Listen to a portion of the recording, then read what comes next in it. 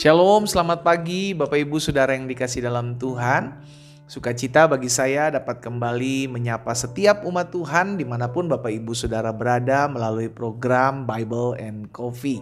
Kita bersyukur karena hidup kita senantiasa ada dalam tangan Tuhan. Karena saya percaya betul Alkitab jelas mencatat di luar Tuhan kita gak bisa buat apa-apa saudara. Dari Tuhan datang pertolongan kita, dari Tuhan datang pembelaan kita, dari Tuhan datang hikmat kita. Sehingga apapun yang kita kerjakan selalu semua karena kasih karunia Tuhan.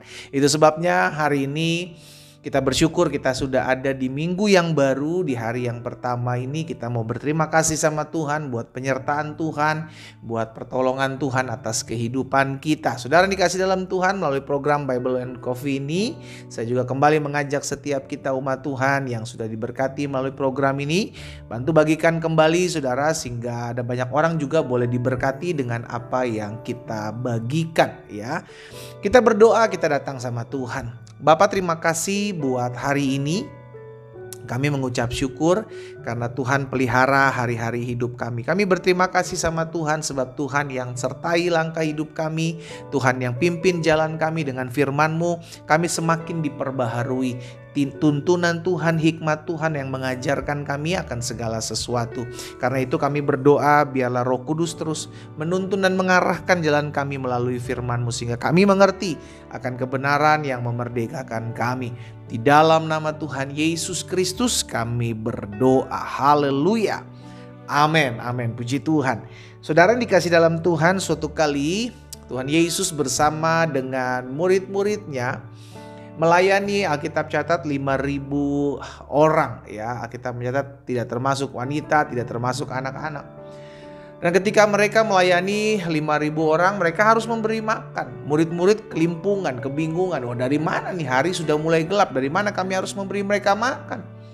Sampai suatu kali sudah dikasih dalam Tuhan, ternyata Andreas menemukan ada seorang anak yang membawa 5 roti dan 2 ikan. Dan ini tercatat dalam Yohanes pasal 6. Yohanes pasal 6 ayat 8 dan ayat 9.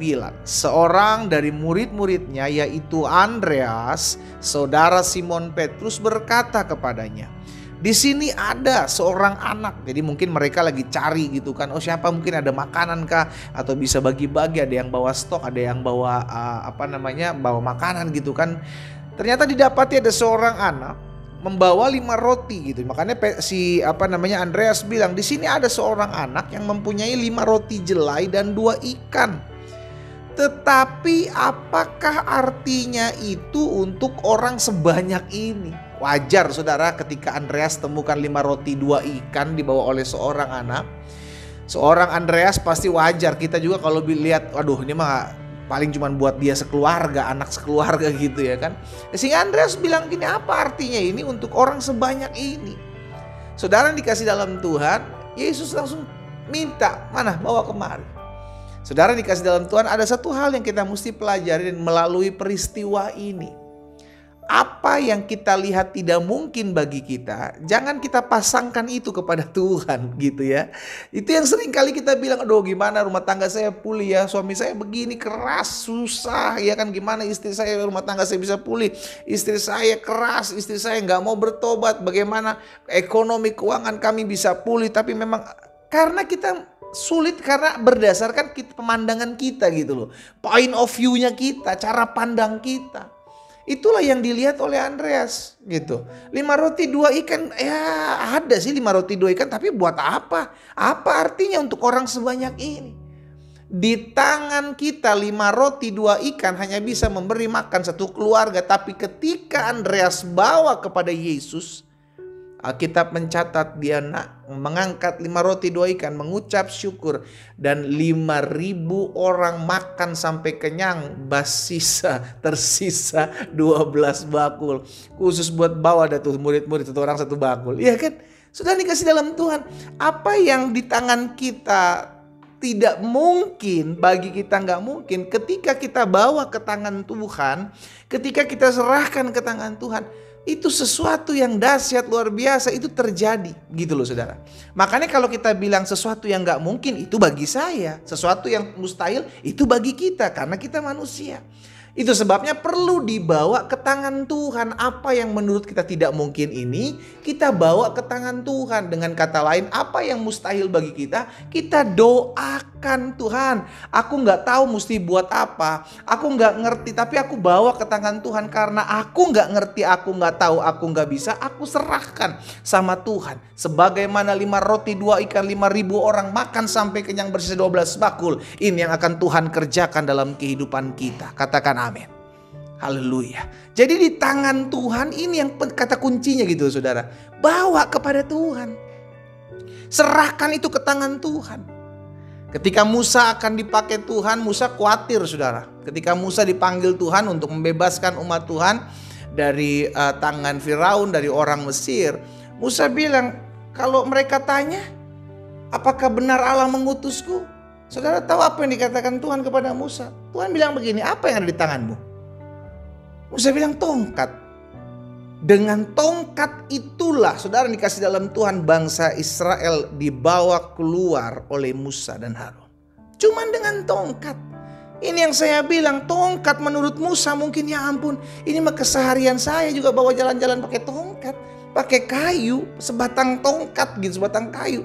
Tetapi kalau kita bawa ke tangan Tuhan, itu bisa membelah laut Tiberau. Itu bisa berubah menjadi ular, itu bisa membuat air menjadi darah. Sudah dikasih dalam Tuhan. Itulah hebatnya ketika sesuatu yang ada dan biasa di tangan manusia dibawa ke tangan Tuhan, sesuatu yang dahsyat, sesuatu yang luar biasa terjadi. Daud mengalahkan Goliat pakai apa saudara? Tidak pakai apa-apa. Dia cuma Alkitab mencatat Daud mengambil dari dasar sungai 5 batu licin. Ketika diperhadapkan dengan Goliat, dia ambil 1 batu, tang, lempar 1 kali, tumbang Goliat. Cuman pakai batu. Goliat peralatan lengkap dengan dengan semua baju zirahnya, baju perangnya, dengan senjatanya. Oh, cuman bawa batu ketepel, dilempar 1 kali, tumbang. Ini yang saya bilang, apa yang di tangan kita biasa-biasa, ketika kita bawa ke tangan Tuhan, itu menjadi luar biasa. Sama hidup kita pun begitu saudara. Di hidup kita mungkin waktu kita belum kenal Tuhan biasa. Tetapi ketika engkau menyerahkan hidupmu kepada Tuhan, Tuhan akan pakai hidupmu luar biasa. Sama-sama bilang sama saya, Tuhan akan pakai hidup saya luar biasa. Amin. Yang penting kuncinya adalah ada di tangan siapa. Hidup kita ada di tangan siapa. Kalau hidup kita ada di tangan Tuhan, maka Tuhan akan pakai dahsyat luar biasa. Tapi saya mau pastikan, ketika kita hidup di luar Tuhan, kita nggak akan pernah bisa melakukan hal-hal yang dahsyat. Kuncinya satu, bawa segala sesuatunya ke tangan Allah yang kuat.